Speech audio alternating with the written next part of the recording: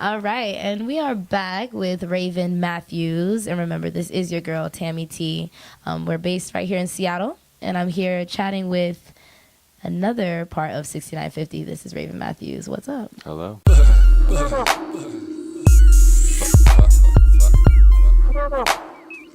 two. It's fine. I think it's coming in. Yeah. Been a psychopath on my darkest days with images bad for the soul. Been a prophet on my brightest days with freedom and control. And I know that I got both devils and angels. I'm a Gemini to the full. And I know that I play with things that are dangerous. Always say that I gotta go. Gotta go. Did you grow up in Seattle? I did, yeah. How has that upbringing influenced you, just this city alone?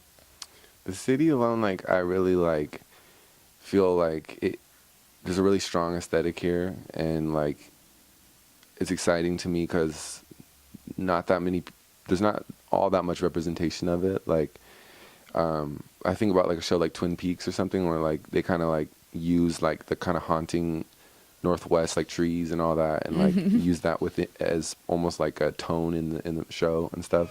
And I think about like Jimi Hendrix and like Kurt Cobain and like the grunge movement and stuff, and it's like very, it's like the feel of Seattle, you know. And in a lot of ways, like growing up in Seattle, I felt like a lot of the musicians kind of like idolized other sounds from different cities, whether it's like New York hip hop or like, you know, LA rock. I was just like always kind of like looking, almost having a inferiority complex about being a smaller city and trying to be like other places. So like a big effort that I've been trying to make is to like tap into what it means to be from here, and just the moodiness of it, and just slight depression, but there's also like kind of like a dreaminess, and like you were mentioning, like kind of like a happiness, I guess, in its like looseness, but there's also like a bit of like a small town like feel, which is, it's almost like traps you a little bit, you know. You're saying like everything that makes sense. Like that's what Seattle is. Like all of these things. It's not there's not one word that you can use, because a lot of people, I didn't grow up here, so a lot of people, when they ask you like, what's Seattle like, and I'm like, I really can't put into words, and I'll give them like, you're listing all the things that make Seattle what it is. So I like that you're like kind of trying to figure that out through your art, and make that relatable to everyone else. When did you start writing? I started writing like, I think at first I drew. That was like the first relationship with like paper and pen and stuff. And then I really started writing, like I did some stories and stuff when I was younger, but then around like 9 or 10 or 11, like I started listening to hip hop, and like it really ignited myself as a writer, and like I started to just become obsessed with writing, and like I would just like fill up a page and like write on every little like area that the page had, you know, and just like it became this thing where it was like my mind clicked, and suddenly like there was like you know, and then it even became into like poetry and into school and stuff, like when I had to write papers and stuff. Like I feel like really like listening to hip hop really like taught me how to write, and helped me through like expressing myself in school, and like in a lot of ways, you know. I like that. What school did you go to out here, in terms of, I'm guessing, were you influenced the most like in high school? Like your writing was influenced the most in high school, I want to say, maybe, or middle school? Yeah, I would say, well, in middle school is when I started writing raps, and like that is when that started. And then in high school, I started to, I had like a poetry teacher who was really into poetry, and at first it was hard for me to break the form of like rhyming, because it was like so, you know, it was scary, I guess, to not have that form. So, but that's when I started to do that. But I went to like an alternative public school for middle school, and then also for high school. The middle school was AS1, and the high school was called Nova. Nice. But it was like really focused on like social justice and arts, and like just self-direction, like really like how school should be, and That's so cool. I feel like that's like one of the few they highlight. Oh no, I think that's one of the highlights of being in a city like this. 'Cause there are a lot of alternative options, like Evergreen as a college, like exactly, yeah. that doesn't exist in any big city. Right. So Totally. that's nice that you had that upbringing, and I feel like that kind of matched your creativity very nicely. You kind of had Totally. some sort of freedom in your education. This is cinema. That music video, first of all, was really good. Really, really good. Kept me engaged the whole time. Who directed it and turned that idea for the video into a reality? So the guy that directed that is this guy named Edward. He goes by Ed Bronson. He was friends with Mario and Mario's older brother, and then when we were doing Hella Weirdo, he like heard about us and then was like, hey, I want to do videos for you. And so yeah, that was how I met him. And then for that video, me and Christy were living with this woman. We were living in her attic, and Wow. she had like a backyard that was like, we were just like kind of overgrown, lush Seattle type of thing. And it was summertime, so it was like really sunny out. All this like, all just the light and so the vision was sort of like, I feel like when I do videos, it's sort of like I let the world be a part of the decision making process. So it's like, okay, we're at this house. Let's just go to the backyard. There's like a kiddie pool back there. There's a hose. So like, okay, I want it to involve like the kiddie pool and water, and then like I went and bought like a bunch of ice cream at the store. I wanted there to be ice cream like rubbing on myself. Yeah, I was wondering what that was. I didn't know that was ice cream. Ice cream. That's hilarious. We bought some raw meat too. There was going to be some of that, but it didn't make it. What? And that'll be for a future one. Yeah. Yeah. But just visuals. It's like it just felt that. So then we just started shooting and kind of just used what we had and playing around and my sister was there, Christy was there, some friends, and so there was a lot of sort of like trust and playfulness, and we kind of just experimented to see where things would go and That's stuff. dope. And yeah. What are your practices to get your lyrical juices flowing? Are there certain things that you feel like okay, I got to do this because it helps me to write, or it helps me to come up with some ideas as to what I want to do for my next project? What are some of your rituals? I think that just like alone time, like being on the bus or being slightly distracted by like something. Also just like I really enjoy, like I get like so much like pleasure from just like okay, I'm gonna sit down, like if I have a beat or something and it's really good, it's like that's like the happiest I ever am. It's like in those moments before like creating, maybe I'll smoke weed or I'll drink some coffee, or I like stimulants, I like getting in a certain zone that doesn't feel like life. It feels like a good in between. Yes, totally. So you're slightly conscious, but you're not fully there. Yes. But it allows you to kind of wander and still be aware of what's going on around you. Right. Because if Makes I'm so much too sense. focused, then it's too much pressure. Much agreed. That does. I feel like that's when like the best ideas and thoughts come to my mind. I'm like, dude, I could collaborate with so and so and then do this. Like, is when I'm not 100% there, but I'm still relatively aware of what's going on around me. So like smoking or drinking a little bit of wine, which he definitely did for us earlier. Give me some wine. I thought it was water. But things like that, where you have like a little bit of inebriation in some way, shape, or form. Stimulant definitely does help. I feel like it doesn't help everyone, but it helps me. And a lot of artists, I feel like it helps them too. Where do you get your fits from? Like, where do you get your clothes and like what you wear on a regular basis? I'm like a consignment shopper. and a thrifter. I don't know about you. Are there any like go-to spots in Seattle that you like to go to find the best? Well, like really, I've always kind of had this like, in Seattle, there's a lot of sort of like down dressing a little bit, like really not.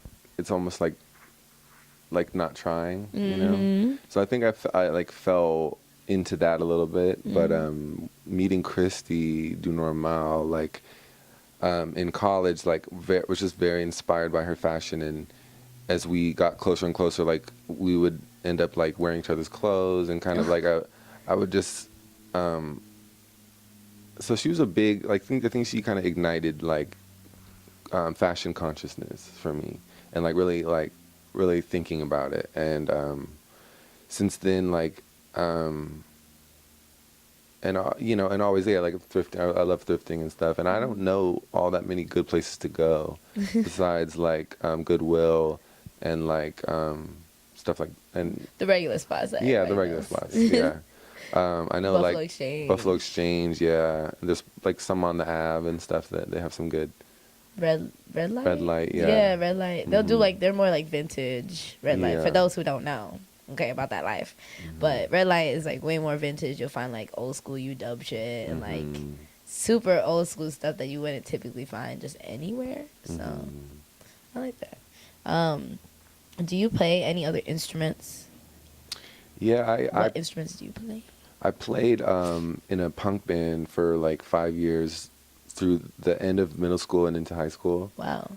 Yeah, I had a drum set at my house, and my neighbor wanted to start a band, and I didn't listen to punk, and I actually never really did through that time period, but I just let them tell me what they wanted. I kind of just played it. My dad played drums, so I had percussion was always in my mind and my body and stuff, so I just played drums, and then like I have my mom's guitar. She doesn't play it as much anymore, so I've like been playing with that a little bit, like, but not really having much like training for chords and all that. So because of having limited understanding of chords and stuff, I approach it like more simplistically, but also like more rhythmically.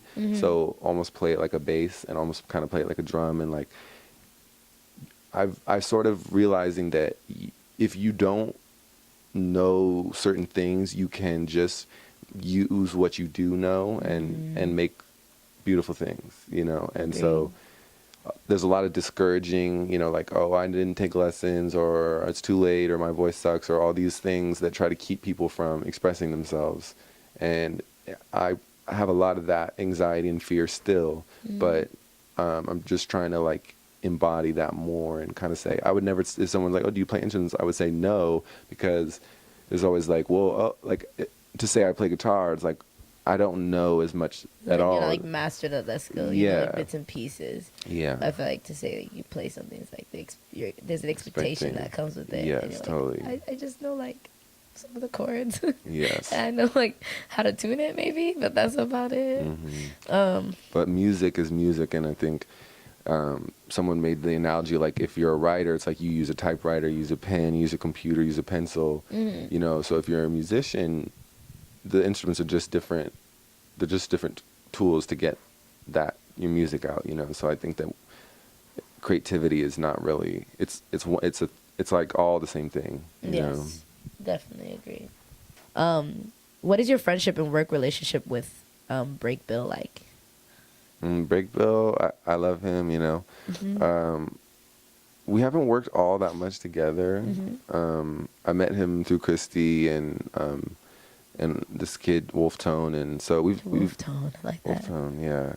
Wolf So we've been like I think we all just kind of started like doing shows together and booking each other, and like basically kind of just trying to help each other out in those ways. And I love his beats. I feel like in his songs too, like he has a very like sensitivity to feeling and aesthetic, and I would love to work with him more, but he's a little bit hard to get a hold of, and that was like clearly calling you out. Let's go, make it happen, Break Bill. Don't sleep on us. You're sleeping on us. Yeah, but there's a lot of artists that producers that I would really love to work with and stuff. Name and a few. What are a few? Like locals or just in general? Well, like local wise, like Sendai Mike from Sendai Era. I love his beats.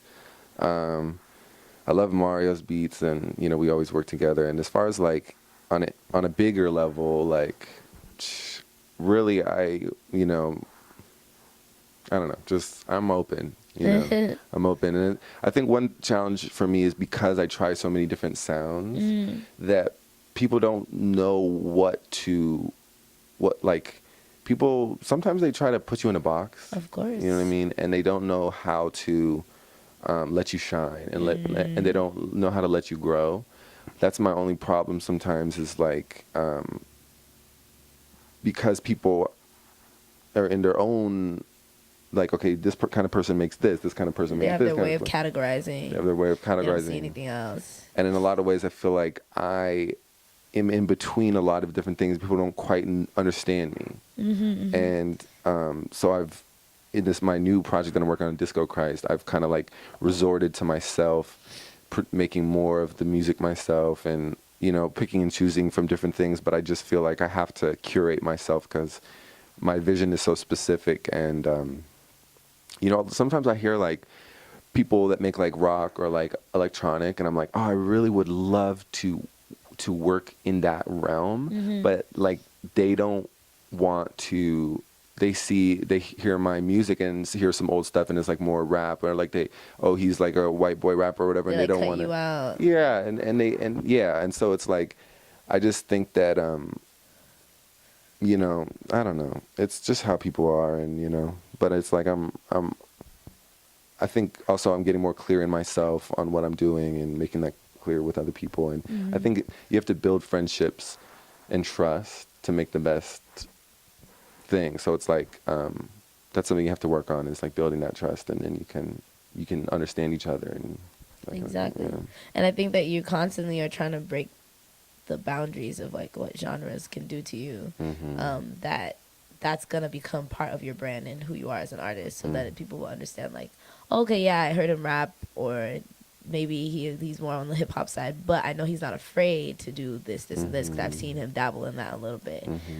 So I guess you're already doing that. It's just getting people on board with what you're doing. Yeah, exactly. That's definitely what it is. I feel like. What is your drink of taste? Drink of taste. I really like to drink. I love gin and tonics. Oh, really? Yeah. Is there a specific gin that you like? Wells. Yeah, so like whatever is the bottom. Bottom shelf, good. You'll drink it. Good. Yeah, I can't wait till I'm at a place where I will just drink the best. And it's like I could. It's all about like prioritizing what you spend your money on, Of course. But yeah, I like gin and tonics. I like whiskey sours. I used to love them, but the sugar. Yes. Yeah. Like the sugar hits me so hard, but I was like obsessed with whiskey sours. I like myself some whiskey, and I do like my bourbon. I've always been afraid of gin. It's weird. I don't like the grandma taste. Drink. It's like a grown person drink. Yeah. It's acquired, I feel like. Yeah. And I was like, I've always been so scared of it. I was like, that taste. Like I just smell it, and I'm like, a shot of gin. It's not. Nah. Die, right? You just want to die. Like it's just not definitely your cup of tea. It's like a 14-year-old like going to the cupboard and the only thing there is like it's vermouth. A gin. Yeah, vermouth. You're like mixing it all together. Exactly. You concoct something. You have a story like that of mixing. Yeah. Shouldn't have done that, girl. Tell you not to go look through the cupboards and touch, and she did it. The cupboards, man. The cupboards. It's dangerous. What was the significance of naming your first project Cobain City, and then also what does King Friday mean? Cobain City, I guess it was just it was like going back to the beginning of like wanting to have it be like a Seattle type of thing, and just really loving Nirvana, really loving Kurt Cobain, and I feel I relate to his sensitivity to the world and his sort of like his discomfort in his own skin a little bit, and just like trying to trying to like figure out how to like be happy with in knowing all the shit that is wrong in the world, and kind of like, you know, being put like, you know, I don't know. I think that he was a little bit too sensitive for his own good, and in a lot of ways ended up being too vulnerable. Yes, and yeah. So I try to look at people's stories as almost like guides, you know, Definitely. to like you can relate and admire them, but also learn from them and learn from their struggle and their mistakes, and kind of like.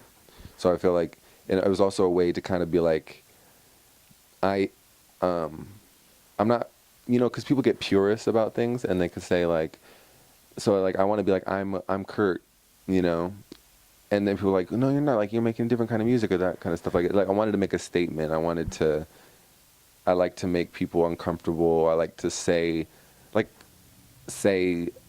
hey, I'm this, I'm everything, you know. Like what's wrong with that? Yeah, and just draw the connections, and just so that was Cobain City. And then with King Friday, it was Mr. Rogers. There's a character, a puppet, who's King Friday. And wait, Mr. Rogers' Neighborhood? Yeah. Oh my God, I grew up watching that show, and I think it would put me to sleep, but I'll keep watching it. I don't know what it was about Mr. Rogers' Neighborhood. It's his voice, so melodic and soft and quiet, and like kids, like we would watch it even though it was like it would get boring, but we'd still watch it. Yeah. Because we just like to hear him. Yeah. That's crazy. Okay, King Friday was the one that was it was one of the, I remember. I remember this. This is so nostalgic. Okay, keep going. Sorry. Like, it just hit me. But yeah, so I have a thing for the two words, Cobain City, King Friday, and like pairing up sort of iconic concepts, and like I think of it as like pop art, you know, like taking things that people know and using that, and like it ended up becoming one of the songs on the album King Friday, which is featuring Du Normal, and it's produced by Mario, and it's really playful. And in that song, I take on this character of like the king of Friday as a day. So it's kind of like fun, and like everybody, it's a celebration, and it's like kind of I don't give a fuck, but like in a very innocent way, kind of like a childish, like I don't give a fuck, because kids kind of don't give a fuck, you know. Kids don't care. They don't. They can be so mean. They can. Do whatever they want, say whatever they want. Yes, totally. No filters. Yeah. I like that. That's cool. I just love that you just brought me back to this nostalgic feeling of being a kid. That was so much a part. PBS, oh my God, was on lock. Like at the house, I came home. Arthur is that's my dude. Like I watched Arthur religiously every day. I would come home, and that was the first thing me and my brother would watch. Loved Arthur. Me too. That was when TV was good. I know. Right? TV was so good when we were kids. How did you meet Mario? And what happened to Hello Weirdo? Because I feel like that was definitely a big part of you becoming what you are today as Raven Matthews. Is that something you kind of want to rekindle? Is like, do you think Hello Weirdo just had its time and that's about it? Well, I met Mario in kindergarten. It just gets cuter. It's so cute. Little mini you and mini Mario. He used to dress as Batman, like randomly, like. His parents would let him leave the house. My mom would not let me do that. Yeah. My mom would not let me leave looking like Superwoman. Like, she would like go get some real clothes on. Yeah. But that's nice. They let him like do his thing as a kid. Like, let him be free. Yeah. Yeah. So we met in kindergarten, and then in middle school we started rapping together around like 5th grade, like 4th or 5th grade, and we both did, and we used to go to his grandma's house and like play. This older kid gave me a CD of beats and encouraged me, and then I would bring that CD and we played on a CD player, and then we had a tape recorder, and then we would just rap into the tape recorder as the beats were playing through the CD player. Nice. So those were our first times like hearing our voice, and we would just do that for just hours and hours and hours and hours, and so our friendship just kept building, and it had just such a deep connection in music, and he started getting more into production, and he was working with his older brothers, and they had a group called the Castellini Brothers, and they had a really kind of like playful, almost like video gamey, like West Coast rap, like kind of like Bay Area E40 influence, and but then kind of like a sort of playful like video game style, and then kind of like like Sicilian like influences. Like it was just like a very interesting thing, and like I was working with him, like, and so that's how we met, and then we just kept like being in different groups, and I was always in groups like when I make music. So Hella Weirdo was another group, but I was the lead vocalist, and then at some point I just started to feel like I needed to work on my own, develop my name, and just kind of step out on my own. And so that's what kind of like ended Hella Weirdo. In a way, Hella Weirdo lives on because I still work with Max, I still work with Mario, and that sound has kind of like spread into the city, and a lot of the people that he works with now, like, I feel like it's carried on in a lot of ways. And we're always Hella Weirdo. We're always have that energy, but it might take different names, it might take different forms, but in a way it kind of helped us all go our own paths for a while. And if we come back again, it'll be from a growth standpoint. Like, okay, it will happen when it's supposed to happen in the right way. Exactly. Timing, I feel like, is everything. Yeah. But so your relationship with Mario, like, that's never gonna die. It's still there. It's still there. Y'all are just drifting out and come back, and then probably be able to kill it on another level in like a future project. 2 words: Bikini Kill. What's that about? Bikini Kill is a awesome band. I really learned about Bikini Kill from this Netflix documentary called The Punk Singer. I love Netflix. Yes, Netflix documentaries is the are best. good. Yes. Yeah. And what's her name? Hannah. Kathleen Hanna is the lead singer of that and of Bikini Kill, and she went to Evergreen College and was a part of like the Riot Girl movement in Evergreen, and it was kind of like around the grunge and punk of the 90s and stuff, and it was like, like a feminist, like rebellious punk, homemade punk and type of movement. Grunge. It's not really. There was no grunge in it. Well, yeah, I guess there was. Like in a lot of ways, Kurt Cobain was hanging out with them a lot, and was influenced by them. The song "Smells Like Teen Spirit" came from an experience that they were having or whatever. But so I saw that movie, and then I got into Bikini Kill. Me and Christy both really got into her music, and she kept evolving and doing different stuff. She ended up marrying a Beastie Boy, and she ended up doing like more like sort of what she described as like bedroom music that was like just like kind of like a lot of stuff that you kind of hear nowadays in like alternative rock and techno and stuff, like, and I now record a lot in my bedroom and living room, and that sort of homemade looseness, I really enjoy that. But yeah, I really think that she's like a free spirit, and I always am drawn to those people, I always love to watch documentaries about artists or athletes or anyone that really has that drive and that sees the world like that. Like those are my family, and so That's I'm like, your kinfolk. Yeah. Spiritual kinfolk. Absolutely. So, yeah, that's my favorite kind of movie to watch, I think, is documentaries about people that looked at the world in a different way. Groundbreaking. Yeah. They didn't really follow any rules. They kind of just did their own thing. They created their own thing, which aligns with your vision and what you want as well. Makes sense. I want to chat with you a little bit about King Friday. Really, really good project. Thank you. Really liked it.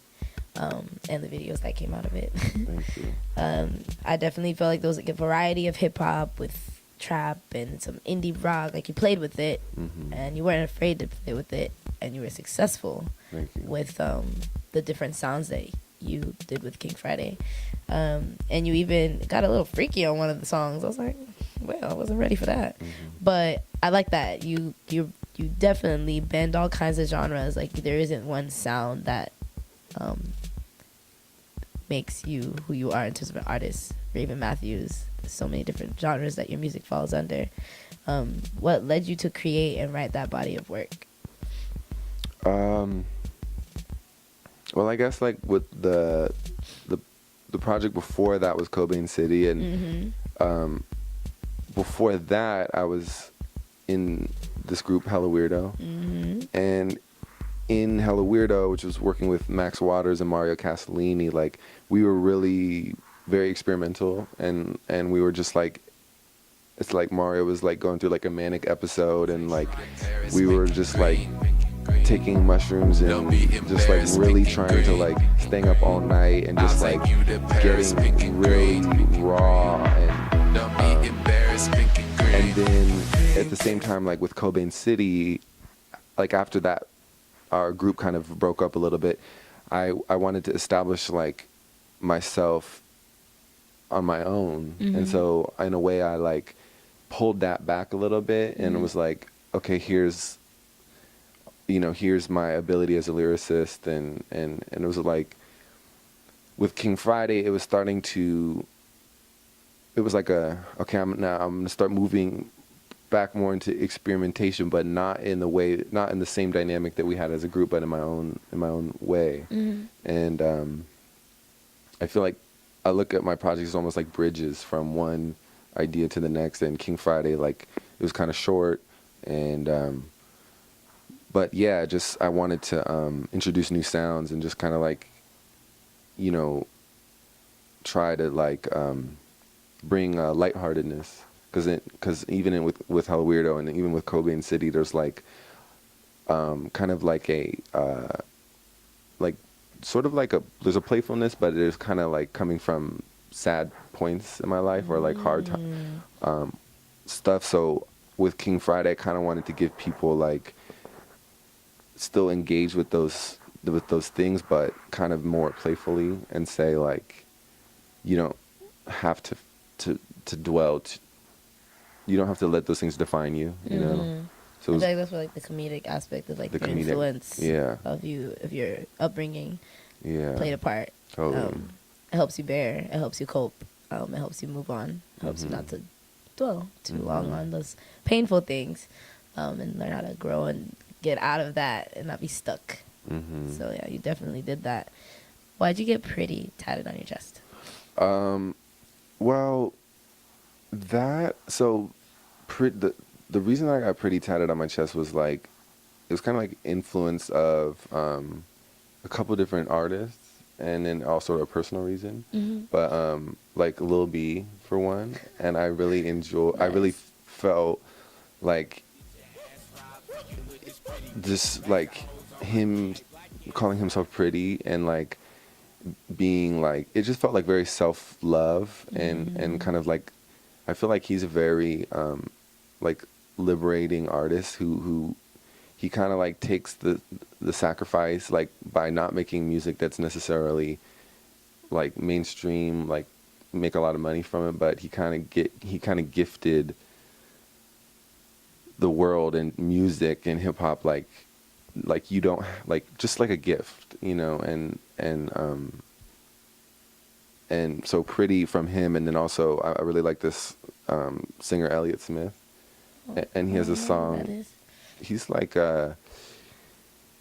kind of like I think of him as like a Kurt Cobain, like kind of grunge, but like soft. So like singer-songwriter, and I don't know if you're like Bright Eyes is another artist that people compare with him, but it's kind of like very. He's teaching me some things. I'm like, I don't know who any of these people are, but I love to learn more about.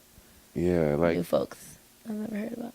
Yeah, but he had a song called Pretty, and then in parentheses Ugly Before, and it was about like feeling pretty, but feeling ugly before. And it was like, just really relate to it. And I feel like my relationship with myself and my own self-confidence and stuff is kind of manic. Mm-hmm. And I can go from feeling really like good about myself to really bad about myself. So it's like, it's kind of like an affirmation, a reminder. And then it's also just like, kind of like pop art in a way, you know, just like kind of like, it's kind of like, you know, it causes a reaction. Like people are like, oh, you know, I like that kind of stuff. Unexpected, exactly. Yeah. And I like that you mentioned Lil B, because he definitely has changed the hip hop scene on another level, specifically because he does not really care what he says or how he comes across, especially as a man. And I think that's where gender binaries happen, and he crosses gender binaries, and like that it automatically triggers. I was like, wait, a dude with pretty tatted on him, like what's that about? And that's definitely a way of transcending gender, which I like. That's dope. I'm happy that you both have been so inclusive in allowing us into your space, into your comfort, and where y'all make your music and put out your talent, because y'all are dope. Thank you. Whether you know it or not, you're pretty dope. Thank you. Like a Cinnabon, purple shades, curly bangs, I'm a pretty kid. My girl likes my dude, cause it's really big. Today is a blessing, yeah, it really is. God's a therapist with hella kids. Lost and embarrassed by my jealous shit. My name's got a ring like the fellowship. Hella bent, I tell her no like I'm celibate. Cause I already got a girl and she's hella fit. I'm the new shit, you're irrelevant. I'm the sexy dude dressing something elegant. Call me baby feet, 6'3", size 9. Never seen a white boy, lips like mine.